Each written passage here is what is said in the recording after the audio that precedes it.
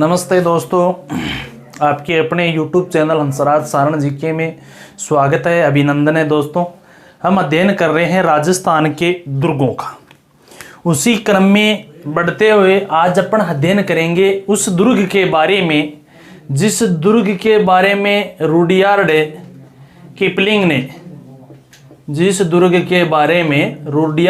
Kipling ने कहा था कि इस दुर्ग का निर्माण मानव ने नहीं भूतों या प्रेतों ने करवाया है।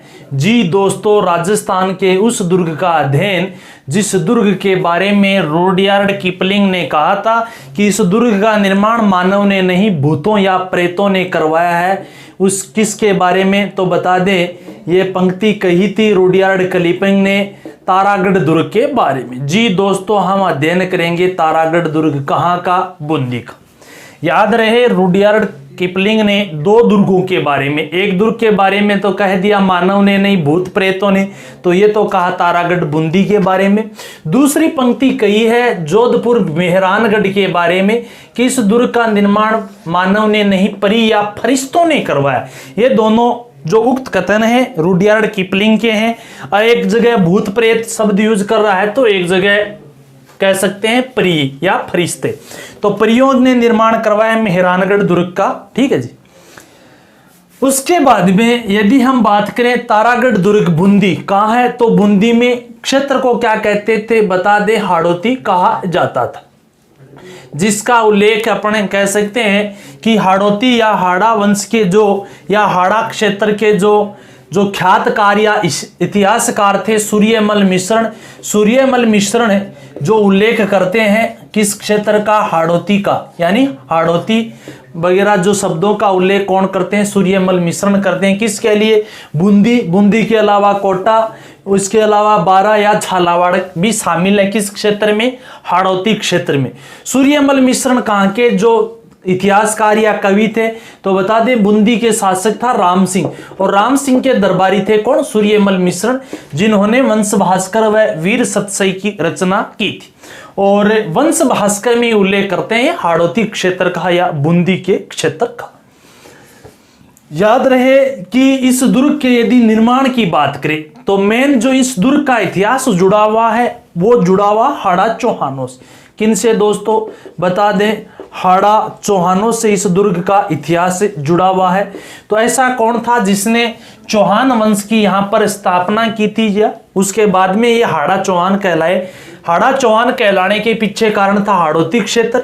मेन बूंदी के क्षेत्र में चौहान वंश की स्थापना करने वाला बता दें कि चौहान वंश का शासक था देवा, जिन्होंने यहाँ पर कह सकते हैं चौहान वंश की स्थापना की थी। परंतु इन्हीं का जो वंशज था वीर सिंह, और वीर सिंह जो थे, वीर सिंह ने ही यहाँ पर दुर्ग का निर्माण करवाया था। कौन से दुर्ग का, तारागढ़ दुर्ग का। तारागढ़ दुर्ग इसका नाम क्यों पड़ा, ऊंची पहाड़ी पर होने के कारण, गिरी दुर्ग की श्रेणी में आता है, तारे के समान दिखता था इसलिए नाम तारागढ़ पड़ा। हालांकि एक तारागढ़ जो अजमेर में है, इस अजमेर के दुर्ग का तारागढ़ नाम पड़ने के पीछे कारण है कि मेवाड़ का शासक पृथ्वीराज सिसोदिया, जिन्होंने अजमेर के दुर्ग का पुनर्निर्माण करवाया था, वह अपनी पत्नी तारा देवी, इस तारा देवी के नाम पर तारागढ़ नाम रखा था, वो अजमेर का। ये तारागढ़ कहाँ का पड़ रहे हैं, बूंदी का, जिसका निर्माण वीर सिंह ने किया था। यहाँ पर चौहान वंश की स्थापना कह सकते हैं देवा ने, और देवा ने चौहान वंश की स्थापना जैता मीणा को पराजित करके, किसको जी, जैता मीणा को पराजित करके यहाँ पर चौहान वंश की स्थापना की थी। और यह है निर्माणकर्ता। निर्माण की सन की बात करें तो 1352 में, यानी 14वीं शताब्दी बताई जाती है निर्माण से संबंधित। तो ये तो थे ये जो शुरुआत की बात। एक तो रुडयार्ड किपलिंग का जो कथन है, इसका निर्माण भूत व प्रेतों ने करवाया है। मेन हाड़ौती क्षेत्र के नाम से जाना जाता है। सूर्यमल मिश्रण हाड़ौती क्षेत्र का उल्लेख करता है क्योंकि सूर्यमल मिश्रण इस क्षेत्र के हाड़ा चौहानों का इतिहासकार या कह सकते हैं ख्यातकार था। किसका था तो कह सकते हैं राम सिंह का दरबारी कवि था। इस क्षेत्र में चौहान वंश की स्थापना देवा ने की थी, ठीक है।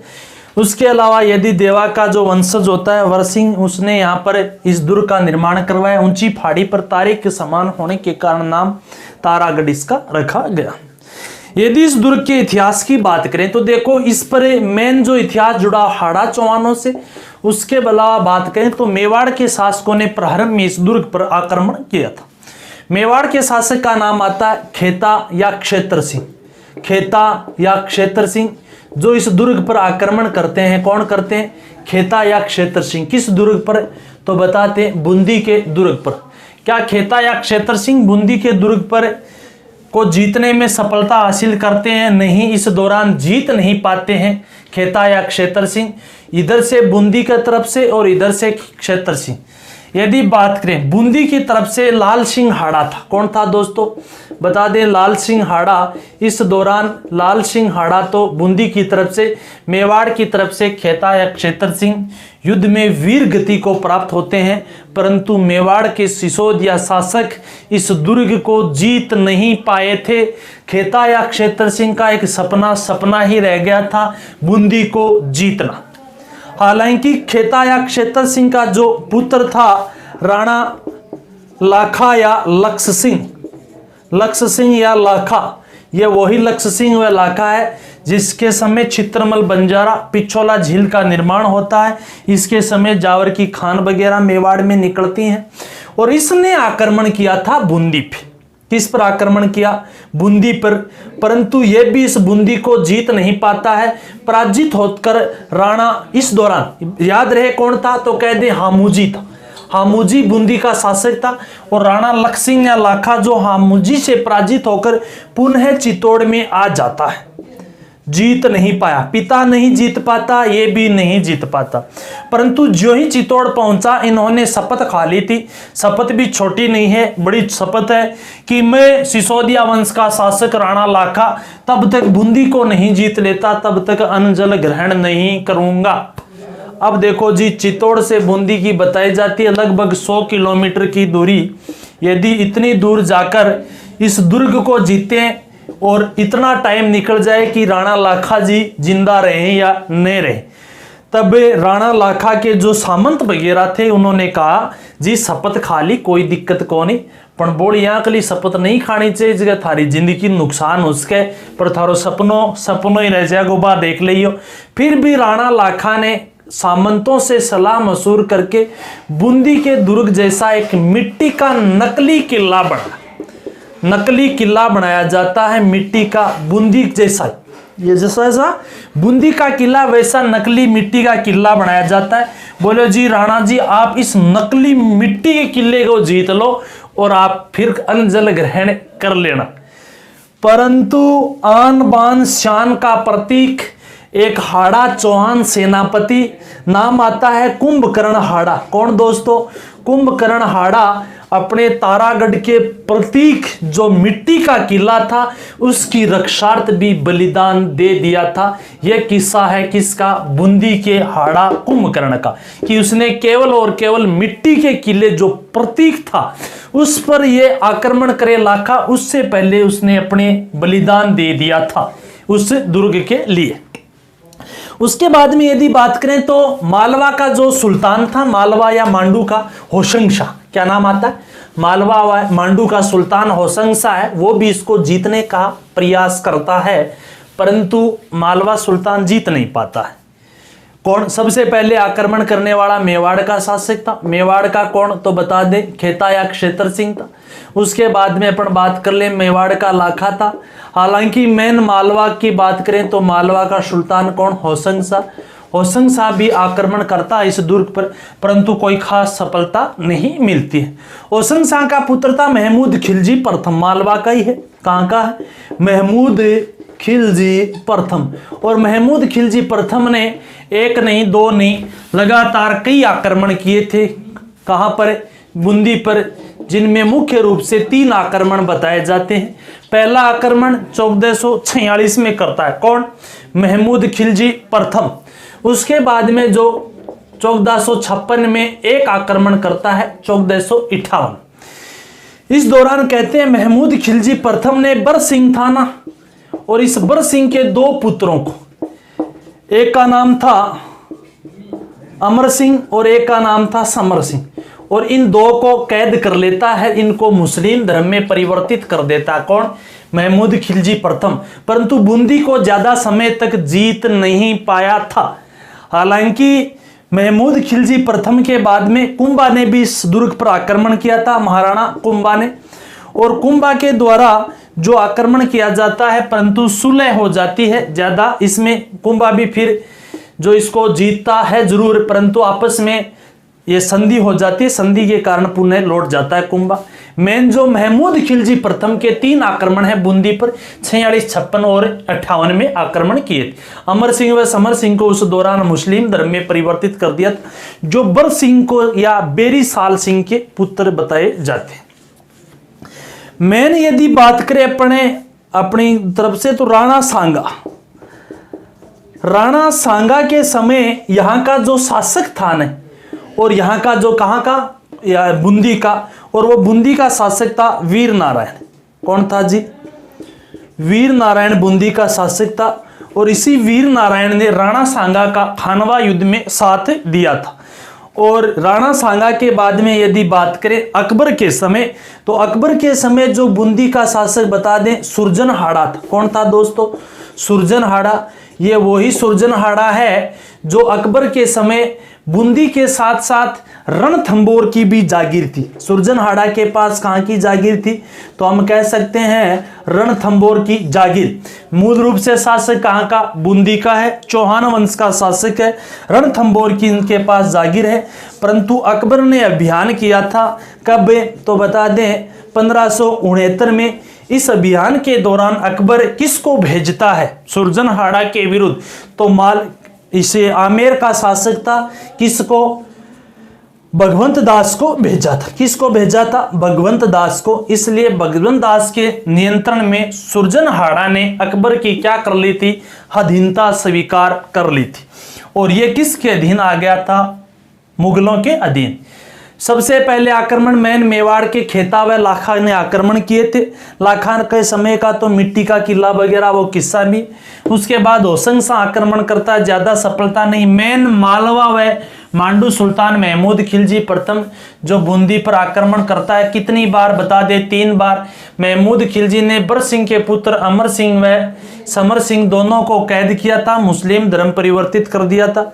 उसके बाद में कुंभा ने भी आक्रमण किया था, परंतु आपस में सुलह होने पर छोड़ देता कुंभा।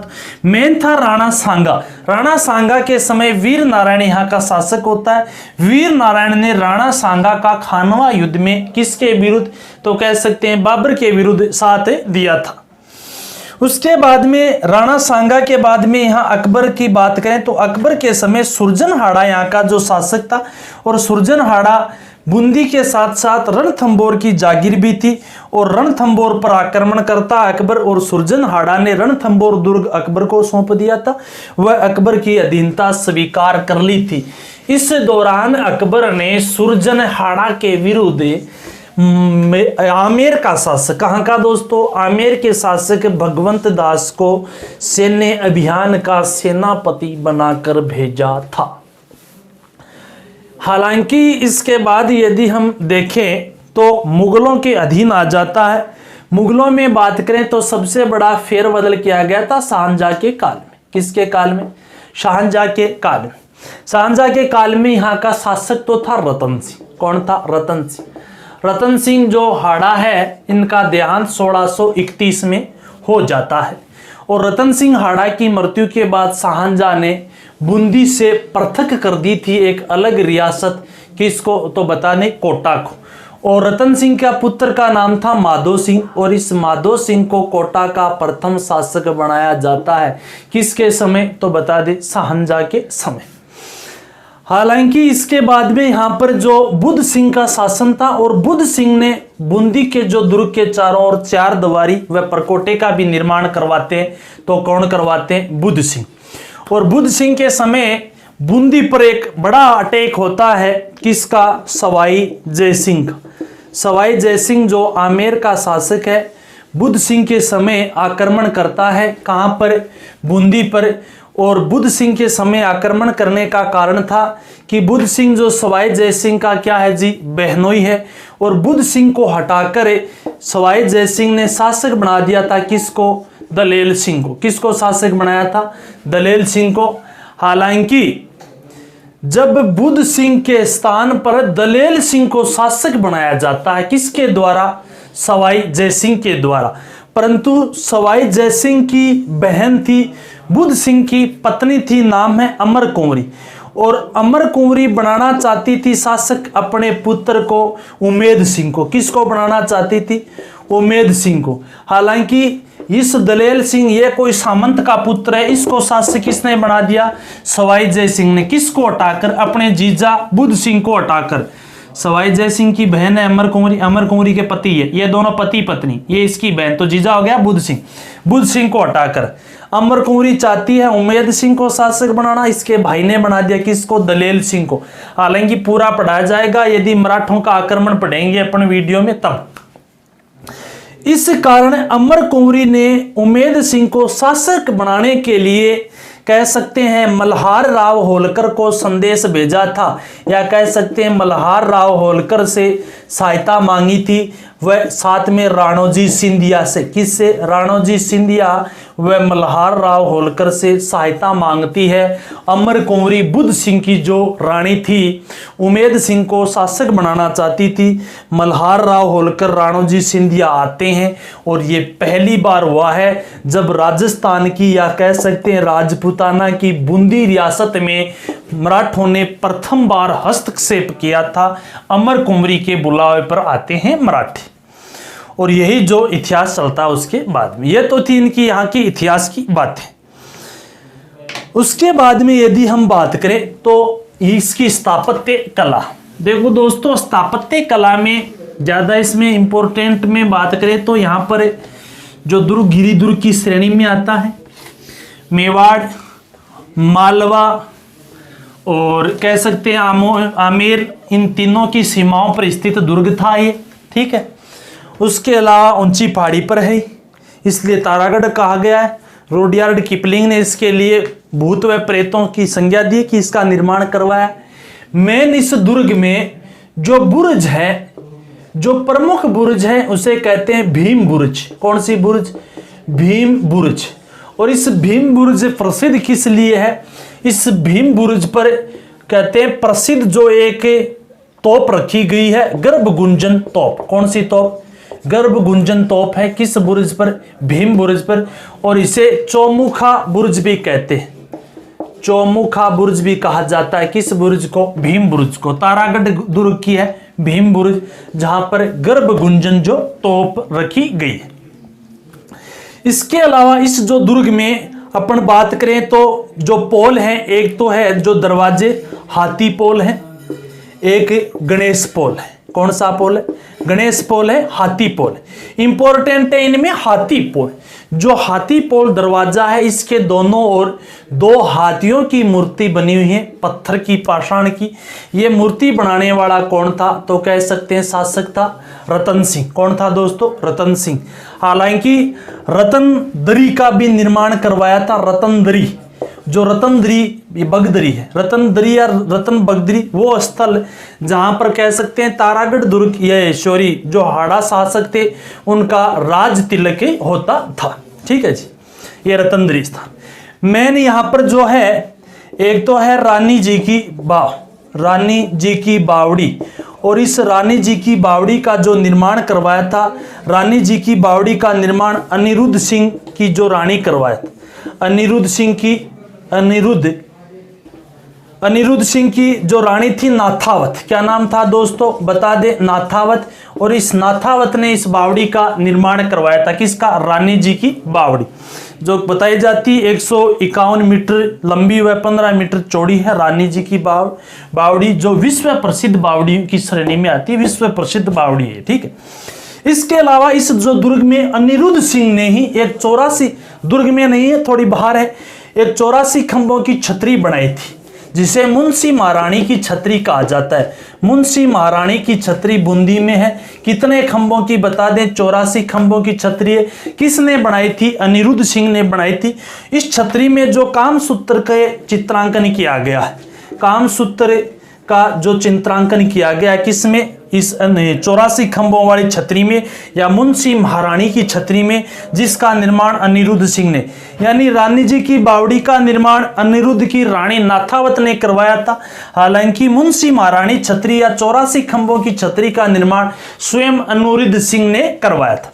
इसके अलावा यहाँ पर एक चित्रशाला है, चित्रशाला कह दो जी, चाहे रंगशाला कह दो, चित्रशाला या रंगशाला। और इस चित्रशाला या रंगशाला का जो निर्माण करवाते हैं वो यहाँ के शासक उम्मेद सिंह। कौन करवाता है दोस्तों? उम्मेद सिंह।